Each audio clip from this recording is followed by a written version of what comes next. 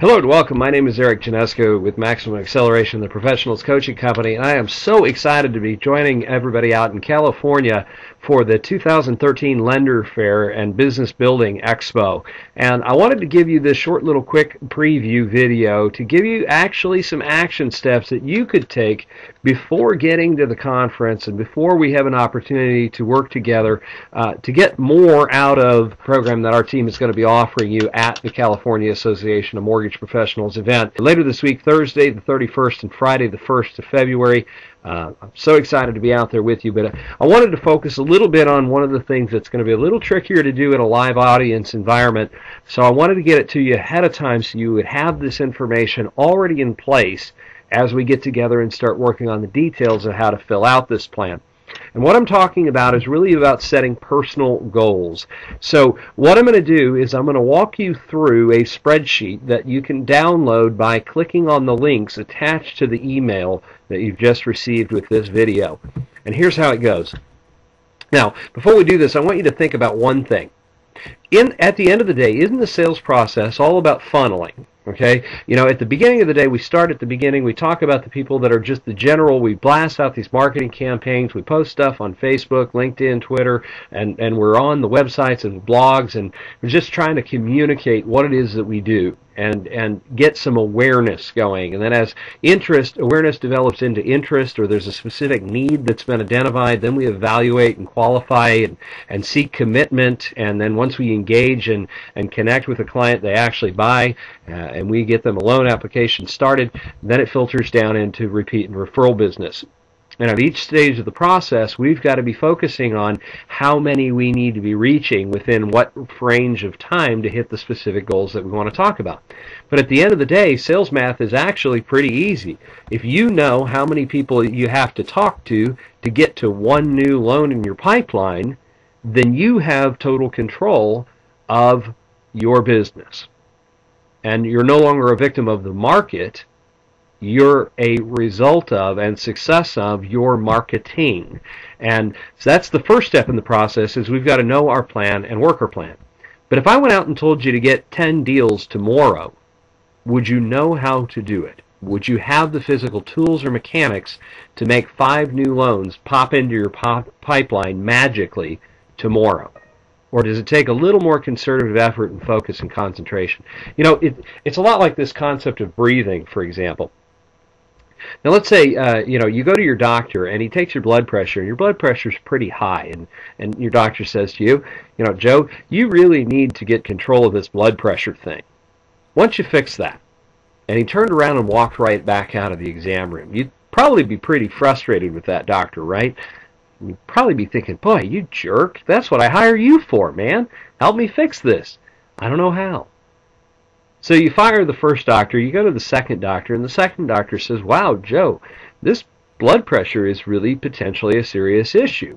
We need to work on this. But I need to know if it's just a temporary stress-related symptom or if there's a deeper problem going on here. So here's what I want you to do, Joe. I want you to take some slow, deep breathing exercises with me. In fact, why don't we do it together? Those of you watching this video, do this with me for just a second. Let's just do 3 in and 3 out, okay?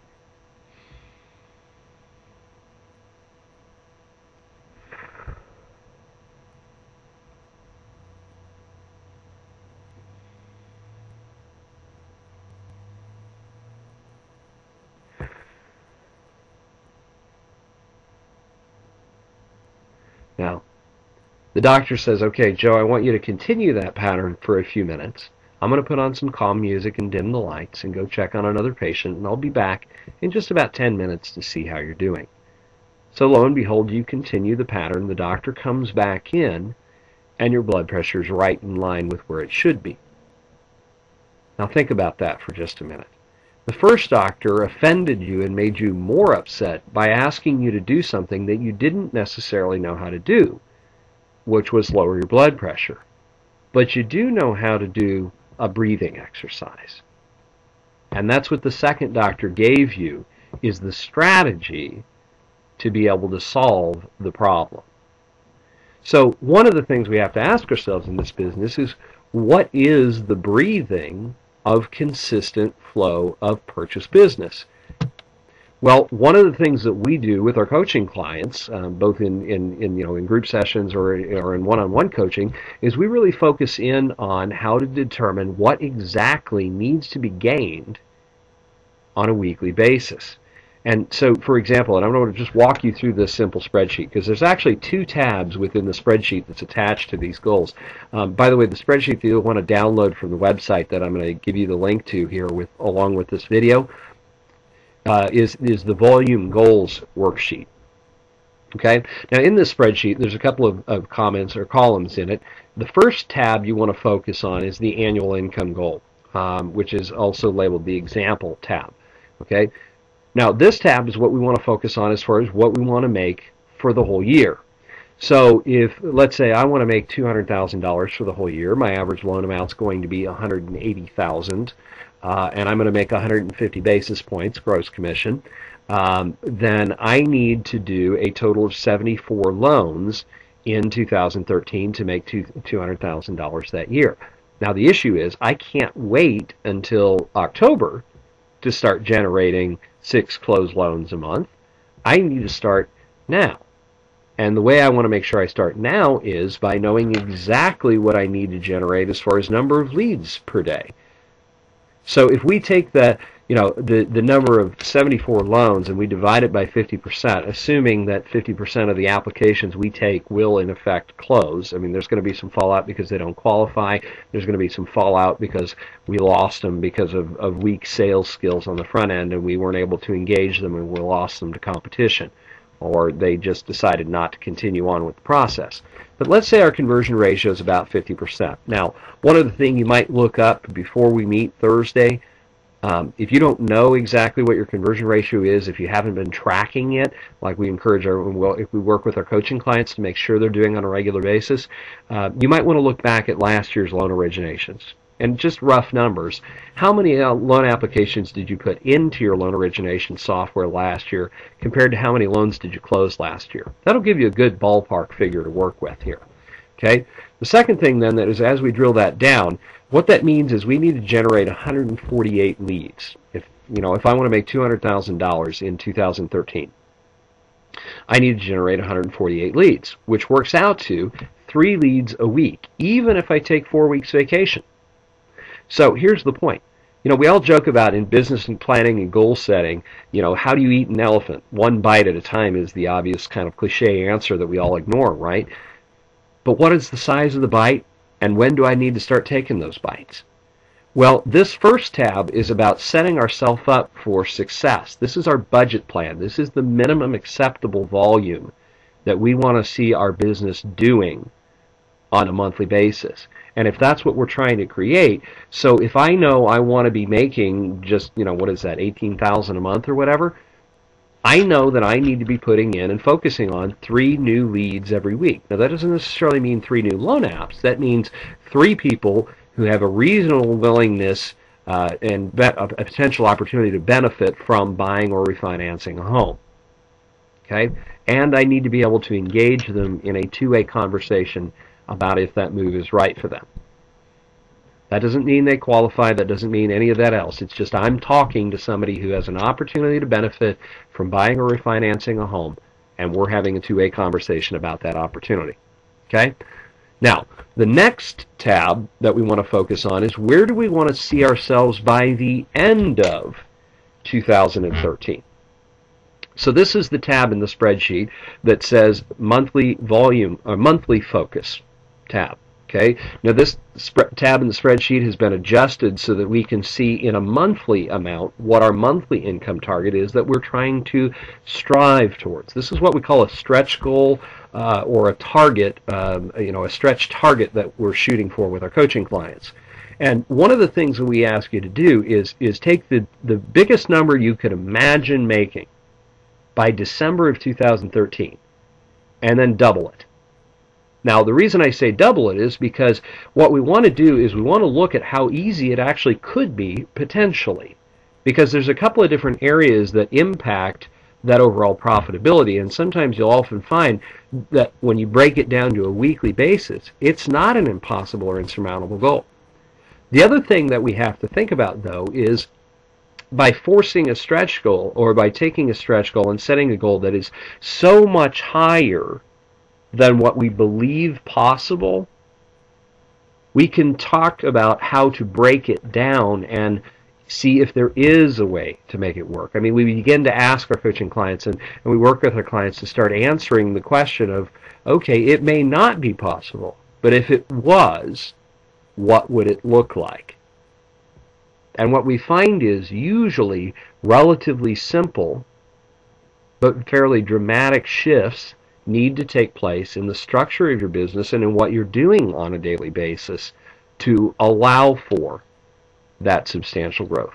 Quite frequently, our coaching clients experience literally doubling their business year over year, 3, 4, 5 years consecutively as we work with them through the growth cycle of building a successful mortgage practice.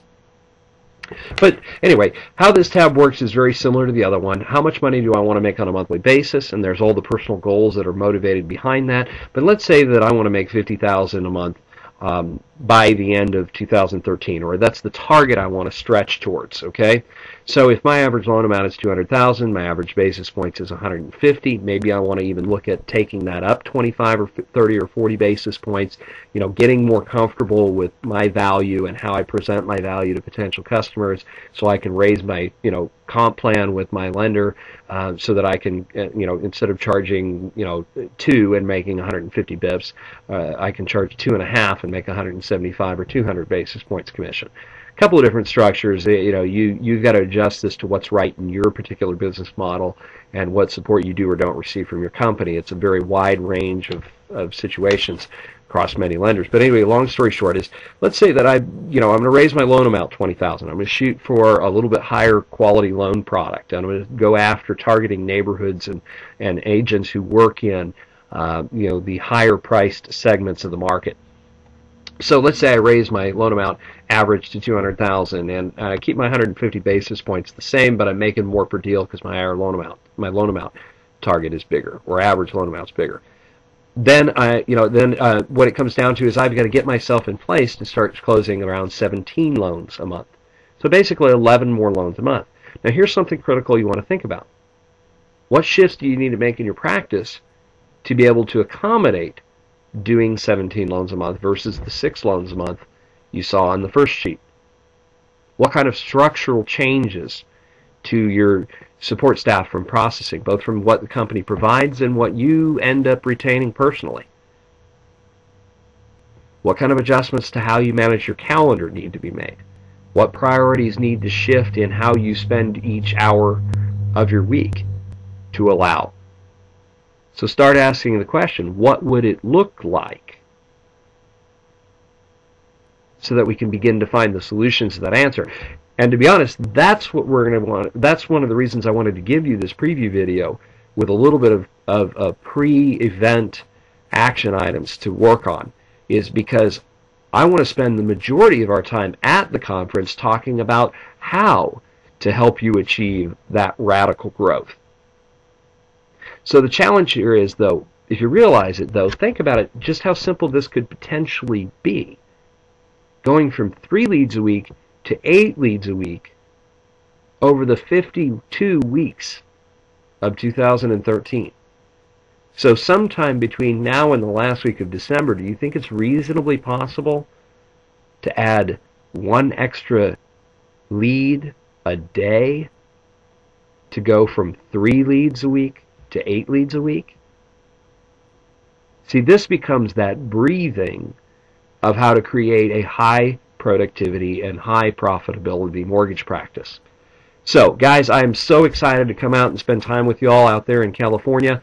Yeah, I have a Midwestern accent, as you probably have realized. I say stuff like y'all and that kind of fun stuff. But we're going to have a great time down in Newport Beach Marriott coming up this Thursday and Friday, the 31st of January. Be sure you come on out and plug in. Take just a few minutes between now and the event later this week to grab the spreadsheet and spend just 10 minutes working through it. Plug your numbers in. Bring those numbers with you to the program that I'm going to be doing, and then we'll drill down on how to make it happen in your business. Make it a great week.